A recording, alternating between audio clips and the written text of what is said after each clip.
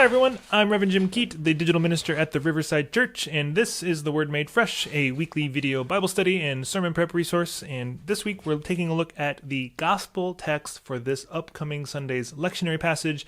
It's Matthew chapter 25, verses 14 through 30.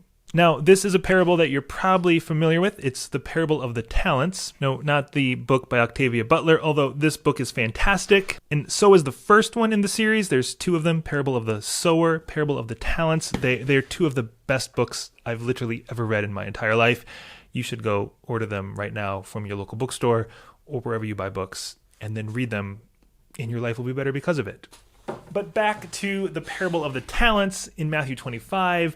This is the story. You're familiar with this. Person goes away on a journey, gives some talents to some people. Some of them do stuff, one of them buries stuff, and there's a whole little commentary about it that Jesus offers. But rather than read the parable from Matthew and then talk about it and give my thoughts on it like I typically do in these videos, I decided to do something a little different this week. And I wrote my own version that I think is a kind of applicable to the world we live in today, that kind of combines one part the parable you're used to and one part commentary on current society in America. So I'm going to read you a parable I wrote called The Parable of White Privilege. For it is as if a man, the descendant of European immigrants and colonizers, going on a journey, summoned his sons and entrusted his privilege to them.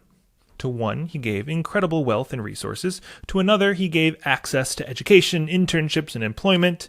And to the third, he gave a minimum wage job and a metro pass. And to all of them, he gave his white skin. The first son took his inheritance, invested it in real estate, lifted his name to atop the buildings reaching to the heavens, waded through corruption and fraud, hid his perpetual bankruptcy, fired anyone who disagreed with him, manipulated a system built over generations to idolize his color and class, until he found himself sitting in the most powerful office in the country. After years in this position, he insisted that the universe revolve around him, slandering anyone who didn't share his skin color or gender identity, and insisting that there are good people on both sides. The second son advanced quickly through his education, receiving praise for his minimal effort and having his borrowed ideas declared as original. He chose from an infinite number of internships, giving him access to the most powerful individuals within various powerful systems.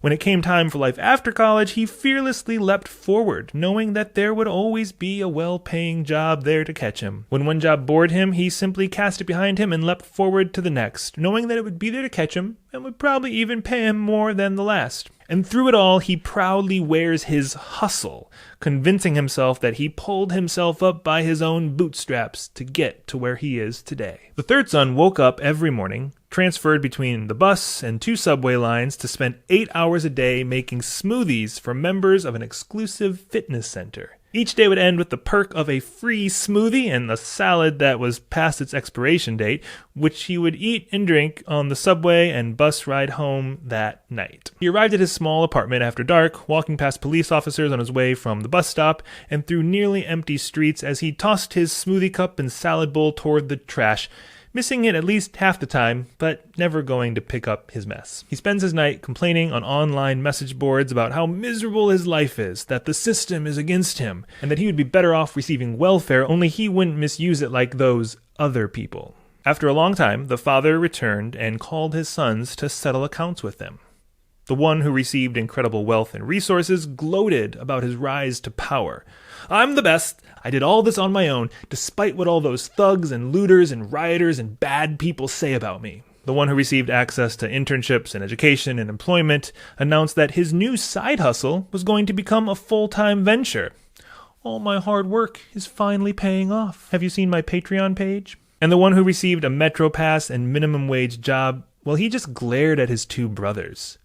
"What are you talking about? You are far from the best, quite possibly the exact opposite, and you had everything handed to you. And every door was wide open. You've been walking on clouds your entire life. You call that hustle?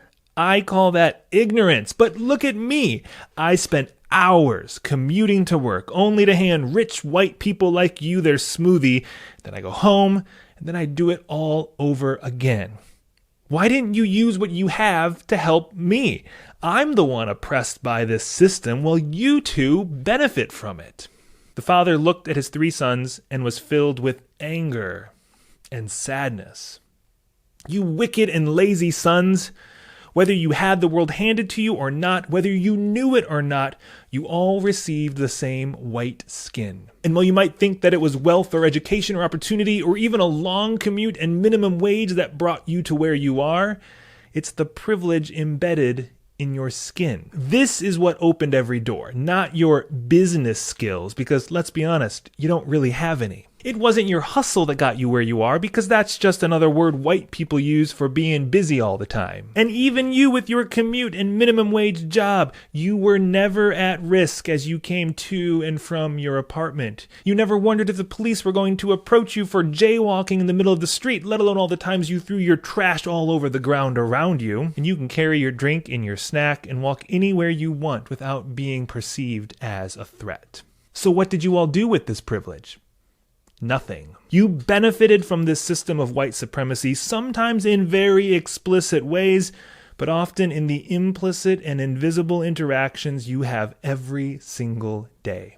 And while you claimed not to be racist, or even to be the least racist person in the room, you failed to be actively anti-racist. You lived with a broken system that you inherited, ignoring its impact on the world around you simply because of the way it benefits you. Whether you're the 1% or the 99%, you walk through this world with white privilege and have only used it to benefit yourself or complain about your perceived inconveniences. For to all who have white privilege, you must use it for the benefit of those it has systemically ostracized and oppressed. You must be intentionally and actively anti-racist, dismantling racist systems and policies that you sometimes create, perpetuate, and often don't even know you're standing upon. But because of your privilege, I can't even throw you out where there'll be weeping and gnashing of teeth. The system will always catch you until we dismantle it. But be warned that this system will not stand forever, and you can either help build a more just and generous world for all, or you can find yourselves crumbling with it. So there you have it, the parable of white privilege. Now, if you're a preacher or a Bible study leader, you're welcome to use this or some version of it. Go right ahead. There's a link in this video description where you can download the text of everything I just read. And leave a comment down there in the comments with your own thoughts. What was missing from my parable? What went too far? What didn't go far enough? Or if you're feeling up for it, go ahead and write your own version of a parable like this, and then share it in a comment below so we can all read it and grow and learn and build a more anti-racist society together. And whatever you do, come back here next week because there's going to be another episode of The Word Made Fresh. I'll see you then.